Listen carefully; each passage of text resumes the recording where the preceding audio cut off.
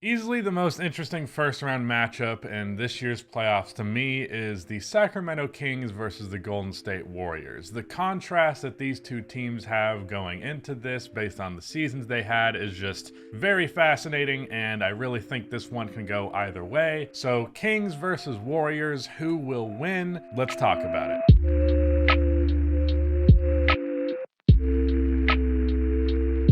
The NBA playoffs start tomorrow, which makes now the perfect time to try today's sponsor, Prize Picks. Prize Picks is the easiest way to play daily fantasy for someone who is new to daily fantasy. I could not be happier with the app's easy layout and experience. It is just you versus the projections. Select 2 to 6 players and pick whether you think they will get more or less of their player's projected stat. Get them all right and you can win up to 25 times your money. And speaking of money, Prize Picks is doing a massive giveaway for the entirety of the NBA playoffs. Every day during the playoffs, one Prize Picks user will have a chance to become a millionaire.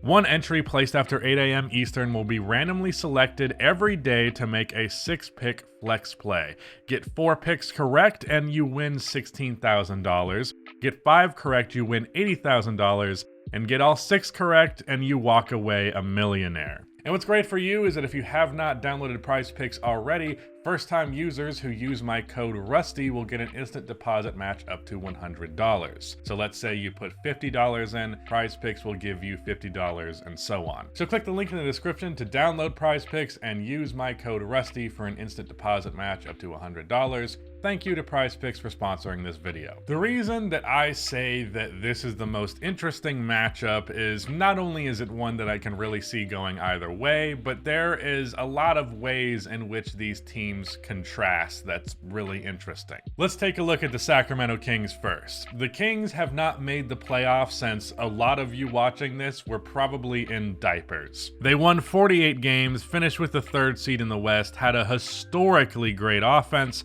and as a result of their history of failure, that kind of became the darling of the NBA for finally not being a failure. De'Aaron Fox and Domantas Sabonis both had the best seasons of their careers, and they're surrounded by great shooters. Malik Monk, Kevin Huerter, Keegan Murray, and Harrison Barnes are all great floor spacers, Kevin and Keegan in particular. Now, where their biggest weakness lies is on the defensive side of the floor, as they finished ranked 25th in defense for the regular season. There really are not a lot of strong defenders on this team. The 2 best defenders are Harrison Barnes and a 6-foot guard in Davion Mitchell, who is so rough around the edges on offense that he probably isn't really going to be much of a rotational guy in the playoffs.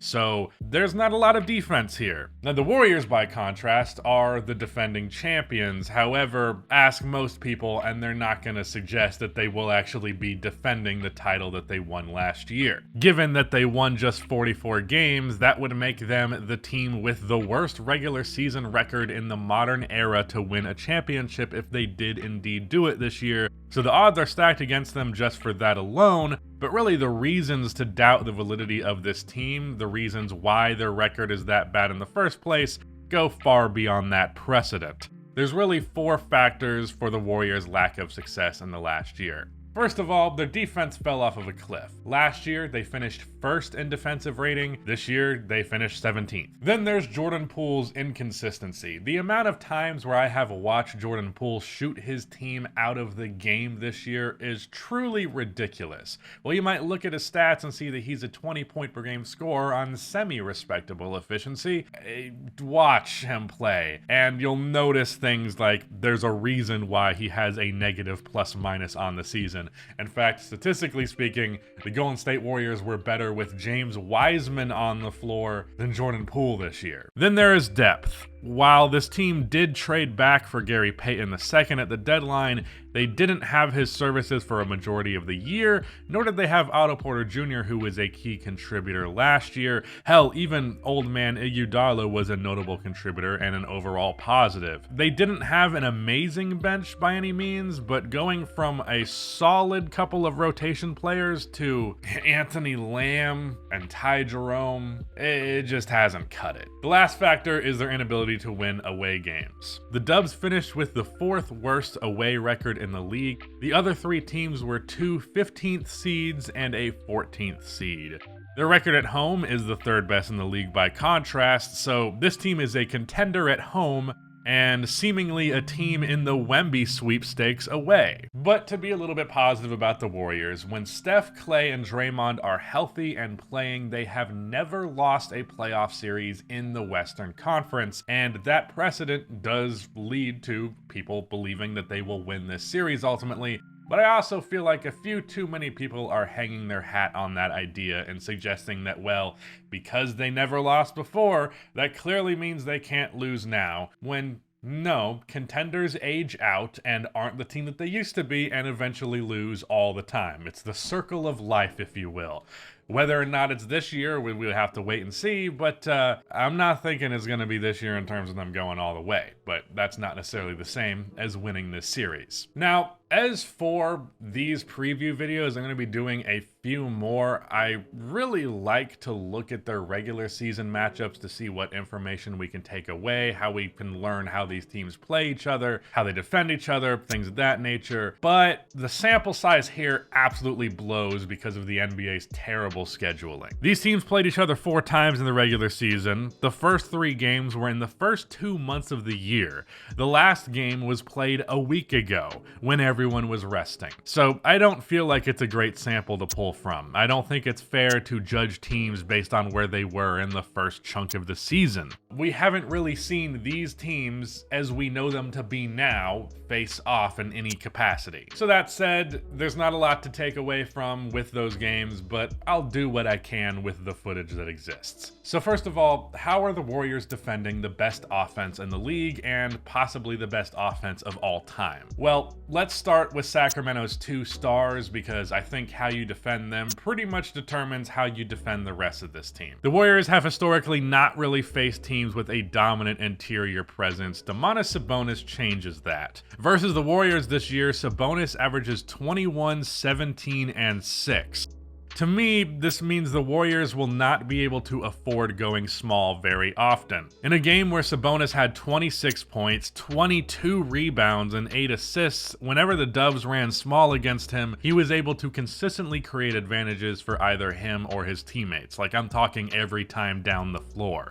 As a result, Looney ended up playing nearly 30 minutes when he only averages 22 on the season. I think we're going to be seeing a lot of Kevon Looney in this series, which kind of limits the defensive versatility and the offense of this team. Looney is good at doing the dirty work for this team, and I have felt that historically he has been underappreciated both by Warriors fans and especially Steve Kerr. The last decade or whatever, however long he's been there, it's not been a decade, but you know what I mean. The amount of time where the discussion has been, yeah, the Warriors need a center, and it hasn't actually been the case, to me, I feel like Looney has been consistently disrespected. But we also all know that the Golden State Warriors are at their absolute best when they are running whatever the modern equivalent of the death lineup is. Of course, that's changed over the years depending on the personnel, but running small, Draymond at center, Andrew Wiggins at power forward, Klay Thompson at small forward, Jordan Poole at shooting guard, and Steph at point, that lineup should at least ideally be the best one they have going for them on both ends of the floor, but especially offensively. Having Looney out there means there's less spacing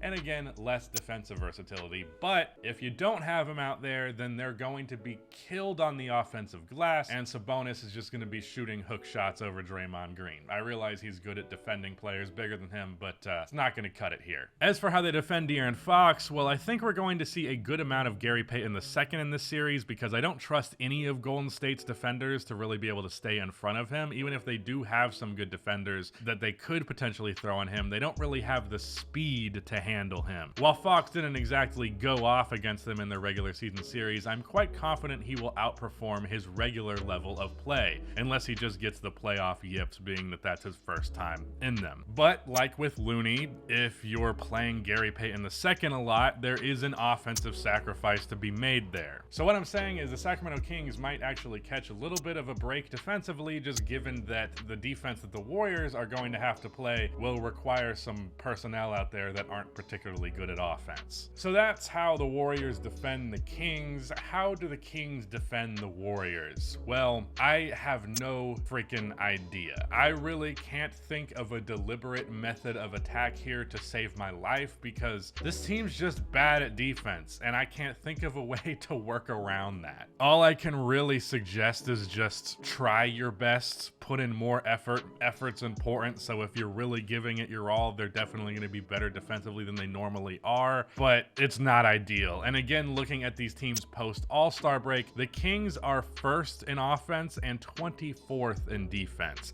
The Dubs are 8th in offense and 7th in defense. So looking at where these two teams are currently, one of these teams has a very well-balanced approach, and one of them is very much one-sided. Also, something that I neglected to mention earlier, kind of semi-intentionally, is that the Dubs are actually 4-1 in their last 5 away games, which, given their opponents were not great, I'm not going to take it as some huge deal, but hey, maybe this team has finally figured out how to win games not on their own home floor, doing it at the last second, but hey, at least doing it. And while I do still think their away issues will persist, they only have to win 1 away game to win this series, and I think that is entirely manageable. I really love the Sacramento Kings team, I really do. They were probably my 2nd most watched team this year, but I do have to agree with the consensus that ultimately the experience is going to be the difference here. The core players of this team have been playing together and winning endlessly for a decade at this point, and combine that with how much better they were to close the year, and of course Andrew Wiggins being back, I'm going to have to go with the Golden State Warriors. But I will throw this out there. If the Sacramento Kings manage to win a game on the Warriors' home floor, I think they'll win the series, like for real, because I think that asking the Warriors to win 2 away games in a playoff environment just might be too much of an ask with where they've been this year. I'm going to go with Warriors in 6. I do think it's possible the Kings win this series, but experience really does matter in the playoffs, and the Warriors just have a comical amount of it by comparison to the Kings having a comical lack of it. So yeah, Dubs in 6. Thank you to Rudy for editing the video, and goodbye.